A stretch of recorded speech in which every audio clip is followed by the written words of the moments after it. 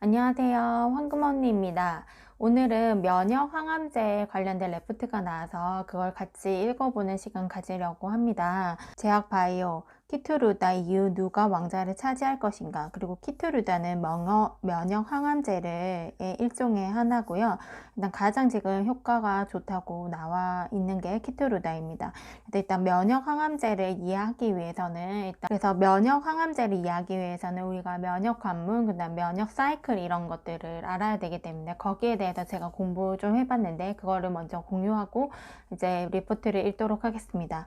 이 면역 항암제가 처음에 어떻게 나와 있는지부터 시작을 해야 되는 건데 그거부터 먼저 시작을 해보겠습니다.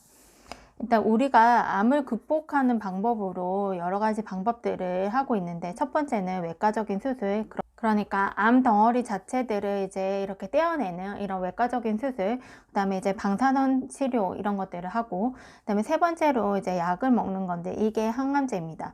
이 항암제 안에서도 이제 1세대, 2세대, 3세대를 거치고 있는데 3세대 들어서는 이게 이제 면역 항암제라고 부르는 건데 일단 면역이라는 글자에서 유추하다시피 인간 본연이 가지고 있는 이제 면역 기능을 활용해서 암세포를 없애는 이런 약인데요.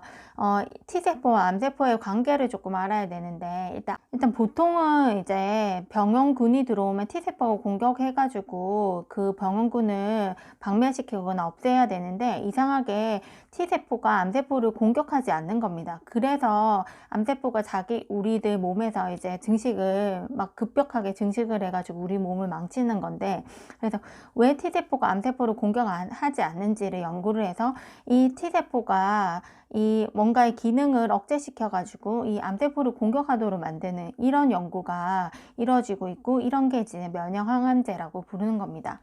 면역 항암제에 대해서 이제 대충 알아봤고, 그럼 면역 항암제를 이해하기 위해서는 일단 면역 관문이라는 거에 대해서 조금 알아야 되는데 면역 관문을 지금부터 조금 알아보도록 하겠습니다.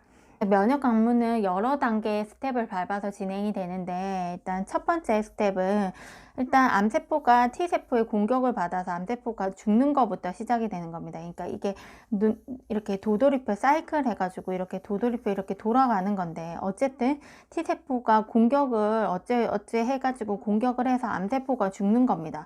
그래서 암세포가 죽으면 암세포 시체에서 항원들이 나오게 됩니다. 스텝2는 항원 제시 세포인 APC가 이제 T세포에게 알려주는 겁니다.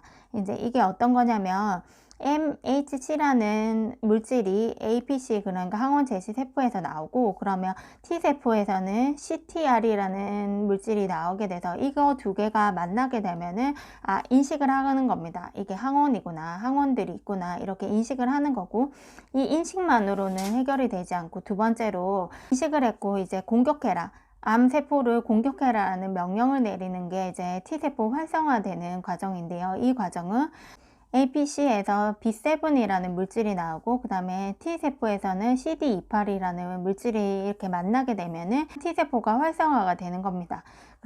T세포가 활성화가 돼서 암세포를 다 죽였는데도 불구하고 계속 활성화되면 안 되는 거죠. 그러다 보니까 이게 브레이크를 거는 이런 과정을 거치게 되는데, 그게 이제 세 번째, 이제 공격 그만해라 하는 건데, B7이라는 물질이 나오고, 그 다음에 T세포에서는 TLA4라는 물질이 이게 두 개가 만나게 되면은 이 활성화가 이제 반대 방향으로 비활성화가 되는 이런 과정을 거친다고 합니다. 그래서 항암제는 일단은 이 T세포를 활성화시키는 이런 방향으로도 개발이 되는 거고, 그 다음에 T세포가 비활성화되는 이런 로직을 이제 비활성화를 안 시키는 방향, T세포 비활성화를 막는 거죠. 막는 항암제, 이런 식으로 해서 개발이 되고 있다고 합니다. 이제 그리고 다음 단계를 한번 보면은 이제 T세포가 이제 암세포를 만나가지고 이제 공격을 하기 전에 상황인데, 일단은 T세포에는 여기에서 마찬가지로 TCR이란 물질이 나오게 되고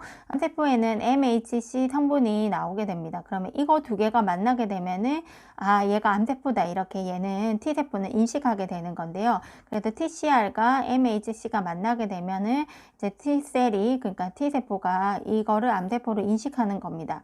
그런데 T세포에서 이제 이거를 인식 못하게 하는 T셀의 요소들이 있는데 그게 이제 LAG, 레그3이라고 부르더라고요. 그래서 LAG3이랑 그 다음에 TRGIT라는 성분이 있는데 얘들이 어떻게 인식을 못하냐? 그럼 얘랑 만나야지 인식을 하는 건데 얘랑도 잘 붙게 되고 그 다음에 얘랑도 잘 붙는다고 합니다. 그러니까 이렇게 붙어버리면은 더 이상 얘가 붙을 수가 없는 거죠. 그 다음에 얘도 얘랑 붙게 되면은 얘가 더 이상 얘랑 붙게 못하게 되는 거죠. 그러니까 LAG3이랑 MHC랑 이렇게 붙게 되고 그 다음에 아니면은 TIGIT랑 MHC랑 이렇게 붙게 되면은 이상 얘가 못 붙게 되는 거죠. 그러면 인식을 못하게 되는 거. 근데는 이런 물질들이 나올 수가 있다고 합니다. 그래서 암세포를 인식 못하는 거죠.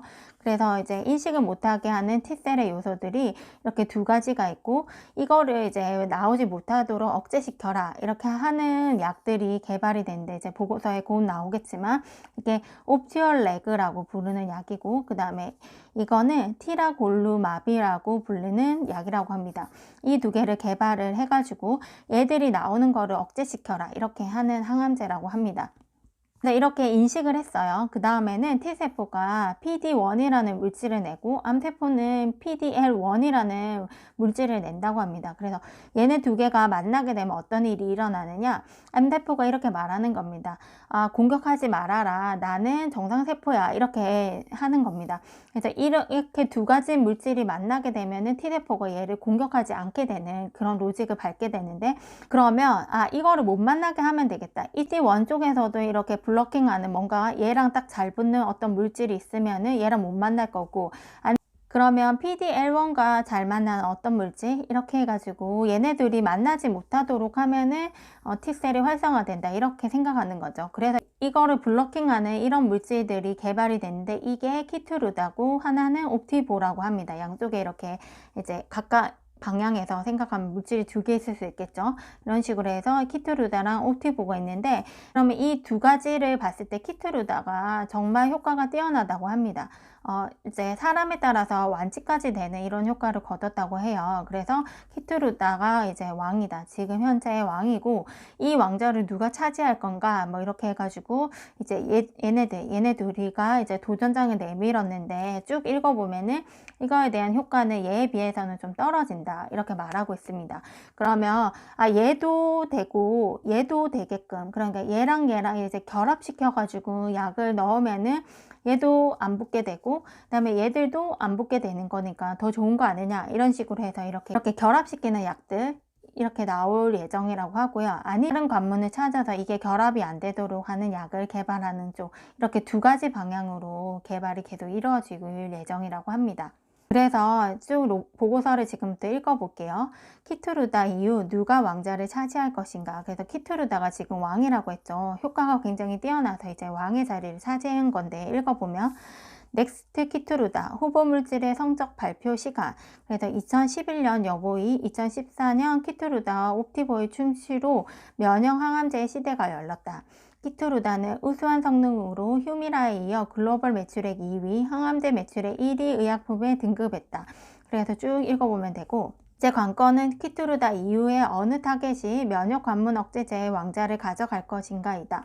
후보군으로는 LAG3 억제제와 TIGIT 억제제, 그다음 TIM3 억제제 등이 거론되어 왔고 최근 두 개의 물질에 대한 성과가 발표되었다. 그래서 기대주로 꼽히던 LAG3 억제제와 TIGIT 억제제의 현황 이렇게 해서 얘들 쭉 읽어보면 얘들의 현황이 성과가 키트루다에 맞먹을 성과는 나오지 못해서 조금 키트루다를 누를 만한 성과는 나오지 못했다 이렇게 되어 있습니다.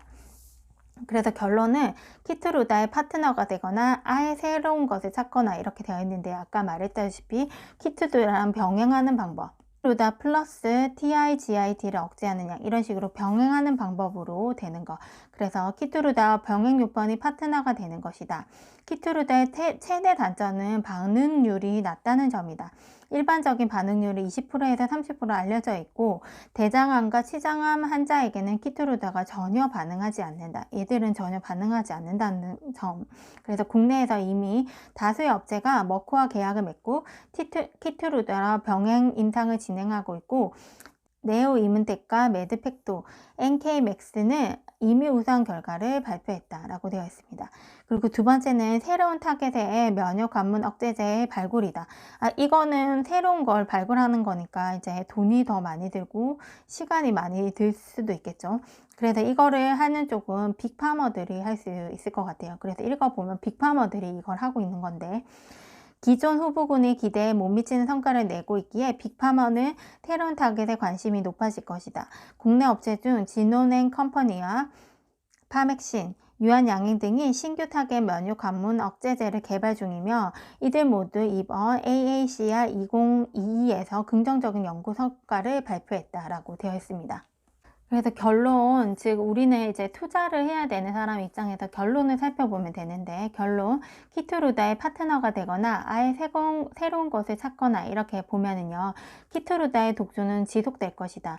역시 키투루다의 벽은 높았다. 기대를 모았던 LAG3 억제제와 TIGIT 억제제 모두 단독요법으로 반응률이 미미하고 다른 면역 항암제와 병행을 해도 키투루다를 넘기 어려워 보인다.